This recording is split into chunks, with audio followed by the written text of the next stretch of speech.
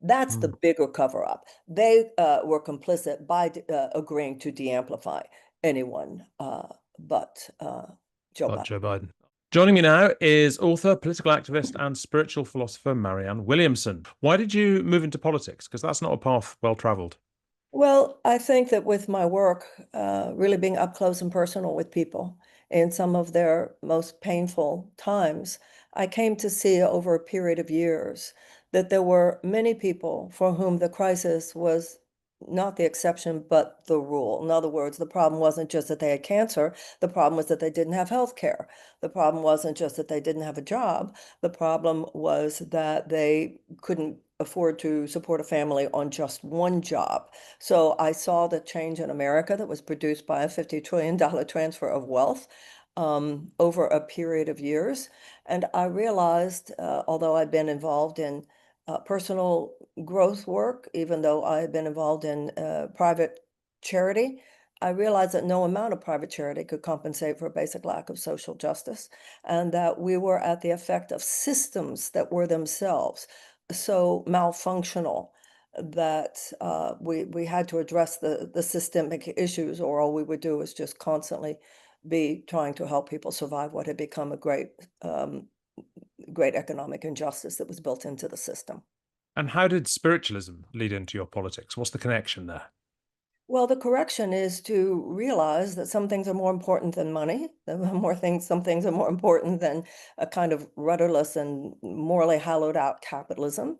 That democratic and humanitarian values are supposed to be the governing principle of our society, and instead corporate profit. It was a little bit here and a little bit there and a little bit here and a little bit there. There was an accumulation of political and social and economic factors, which led us to the point where, a very, very tiny group of Americans were able to accumulate and hoard economic and social resources at the expense of the vast majority of Americans. I think maybe you're going to have to spell out for me what spiritualism means for you. Like why, I mean, why spiritualism has has an import to humanitarian values. Because when we talk about Uh, spiritualism, we're talking about something more than the Well, merely when you cold and pragmatic, perhaps. when you say the word spiritualism, which I would not, this Right. conjures up for people, tapping on tables and having them jump up and down. Spirituality is simply the path of the heart. And Right. whether you're talking about an individual or a nation, the question of spirituality is that loving? Is it merciful? Is it forgiving? Is it generous? Gandhi once said that the problem with humanity is we're not in our right mind. So the questions that I was trained to ask, not only of myself, but individuals, uh, am I being a good person? Am I being an ethical person? Is my behavior morally correct? Am I being good to people? Am I being good to children? To me, those same questions should be asked about public policy, because all that a nation is a group of people. So the same psychological and emotional dynamics that prevail within a country prevail within a world, and we can see this now. When people say, "Oh, what do feelings have to do with any of this?" Are you kidding me? What is terrorism if not hatred turned into a political force? And nobody, I think, at this point laughs at Gandhi or Martin Luther King when they talked about turning love into a social, economic, and political force. We need to wipe that smirk off our faces and ask what it would take to harness the better angels of our nature, as Trump said. Excuse me, as Lincoln said, because I actually don't think anything less than that will prevail over the rather horrifying authoritarian forces that have arrayed in my country today. I mean, yeah, I can more easily imagine Lincoln saying that than I can imagine Trump saying that. I wonder if he even even hopes that. But I mean, I think a lot of people would think that spirituality was something more than morality, something more than goodness, something sort of transcendental. Some people would talk about spirituality as being religion minus the God part. That's not what it means to you. It means to me that you take it very seriously, that we have a purpose on this earth, and that means more than A just purpose serving from one purpose. where? A purpose given by whom? I think that whether you see these things in religious or spiritual or secular terms doesn't matter.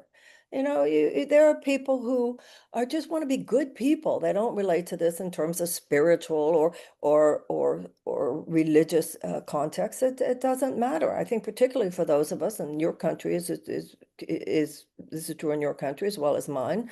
There are many countries, particularly advanced democracies, where there is an understandable and I think appropriate discomfort with talking about political issues in a context that speaks specifically to one religion or to another, even religion itself. It's unnecessary. And I think in religiously pluralistic societies, once again, yours as well as mine, it's better not to. Mm. It's safer for religious minorities, to be sure. And also in the United States, it's a constitutional principle. So I didn't run for political office talking about any of these things in religious terms, but I realized that you can talk about humanitarian values without mentioning the word God. You can talk about the fact we need to take care of the children, we need to take care of the earth, we need to take care of one another, we need to cultivate peace, we need to cultivate justice, we need to cultivate democracy and humanitarian principles. That's what my campaign was about. I think being careful about the differences in language and discourse is mature and appropriate. It's fascinating to hear you say that we can talk about humanitarian values without talking about God. I sometimes wonder if some political figures, such as Donald Trump, perhaps talk about God without talking about humanitarian values. I think that's a very apt description of who he is and what he does. Right. Yeah. Interesting. Look, you tried to sort of carve out a lane to the left of Joe Biden, maybe even to the left of Bernie Sanders, and you stood to be the presidential candidate in 2020 and in 2024 as well. Neither time successfully. Do you still think the radical left is the future for the Democrats? Would you even describe your position as radical left? I do not describe my position as radical left. I don't think I was to the left of Bernie Sanders. I think I contributed some things to the conversation, places where he did not go. For instance, the Department of Peace, recognizing our need to address a massive transfer of resources in the direction of America's children. I thought we should eradicate the war on drugs and so forth. But I think particularly at this time with what's going on in the United States today, everybody needs to come out of their silos. This is not about right versus left, Democrat versus Republican. This is about authoritarianism that could turn into totalitarianism, that at its extreme could turn into fascism, as opposed to the Constitution and the rule of law. And so I think at this point, um, we all have to see ourselves as Constitution protectors, whether we're high-minded liberals or conservatives. This is a bigger issue. I think that, I've been saying actually for a long time, um, if you're a Jewish American or a Black American or a gay American or white American or Black American or brown American, I think that we have tended over the last few decades to put not so much too much attention on the word in front of the hyphen, but not enough attention on the word after the hyphen. First principle in the United States is e pluribus unum, out of many, one. That was the first principle that we have forgotten and we forgot to hand to our children, that we are many cultures, many ethnicities. This is no different than what you see in your country, but that you are underneath it all committed to common values and sets of principles. And when you lose those, then there's no glue to hold you together. And that's when all hell breaks loose, and all hell has broken loose in the United States. That's really interesting. So, I mean, one could say that then, from what you're saying, that thing that I mean, you were calling humanitarianism, I keep calling spirituality, though I sense slightly to your annoyance, is almost, it's almost a point being made against the idea of identity politics by making everybody rise above identity politics and find a sort of commonality above them. Yes, it is actually. We took that too far. Right. Go on. Well, it became, for instance, I'm a Jewish woman, and there are places where it is absolutely appropriate that I think in terms of, what should my position be as a Jew? There are absolutely places where I should think in terms of what my position should be as a woman. Political issues, obviously, in both of those cases, hello, as a Jew and as a woman, in both of those cases, I can't sit that out as either one of those identities. But at this point, I have to get over the idea that there's nothing to talk about being an American, particularly when the threat that Trump's regime poses to my country would be a threat to every individual identity as well. Right. Okay. You mentioned your desire when you're running to establish a Department of Peace. Tell me about a Department of Peace, and does it involve American disarmament? Does it involve sort of disestablishing defense departments and lessening military funding, or does it have quite different aims? Well, I look at the military like a surgeon in your country and mine. If we have to have surgery, God knows we should have the best surgeon. You should have the best surgeon on hand. On the other hand, a reasonable person tries to avoid surgery if possible. I think a lot of people in the United States have not realized that peace building is a thing. For instance, there are four factors which statistically indicate that if present, there will be a higher incidence of peace and a lower incidence of conflict. Number one, greater economic opportunities for women. Number two, greater educational opportunities for children. Number three, a diminishment of violence against women. And number four, the amelioration of unnecessary human despair. And that is generally under the purview of what we call soft power. So to whatever extent the United States was engaged, and we were not engaged nearly as much as we should have been, but even that is being decimated by cuts to USAID and other federal agencies. We have food that is actually rotting in the United States that used to be given to people who are starving in this world. And there are already people who are suffering greatly um, because of these policies of the Trump administration due to such things as that. So a Department of Peace, and also the other thing about a Department of Peace is I stood for that in my campaigns, had to do not only with international affairs, but also domestic affairs, issues of peace building, nonviolent communication skills, restorative justice. This is as true whether you're talking about a city, and this is obviously you see this in your country as well as mine, whether you're talking about Liverpool or whether you're talking about the Congo, the principles are the same. Also, if I might, I want to go back to something you said. It wasn't that I am uncomfortable with talking about spirituality. I just understand that there are appropriate boundaries and walls. And if I'm talking about spirituality, I'm talking about spirituality. If I'm talking about politics, I talk about spirituality within the context, like I said, of nonviolent political philosophy, such as Dr. King and Yeah.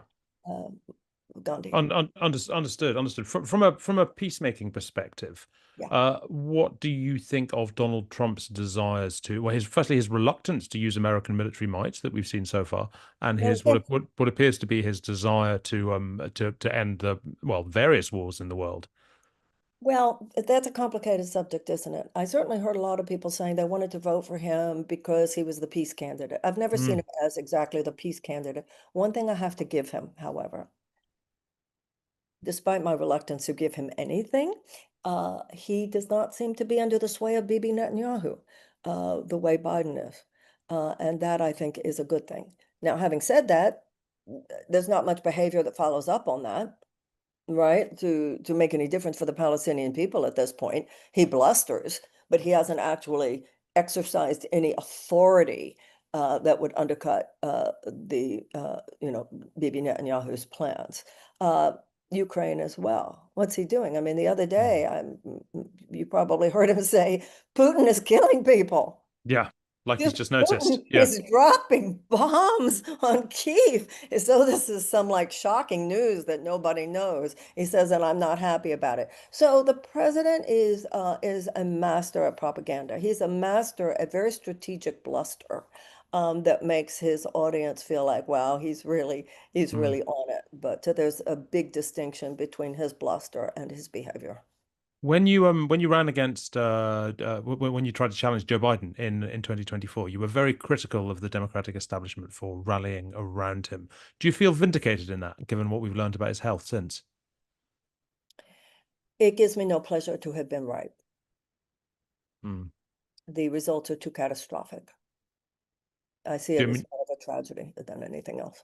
do you see the election of Donald Trump as having directly followed from Joe Biden's reluctance to stand down? No, no, no, no, no, no. It's much more than his reluctance to stand down.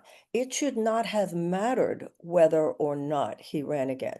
That was a PR narrative, a strategy that was concocted by a few people in the White House working with some people at the DNC. When Lyndon Johnson, when Eugene McCarthy, Senators Eugene McCarthy and Senator Robert Kennedy Sr. ran against Lyndon Johnson, Johnson was an incumbent president. People primary incumbent senators, mayors, congresspeople all the time.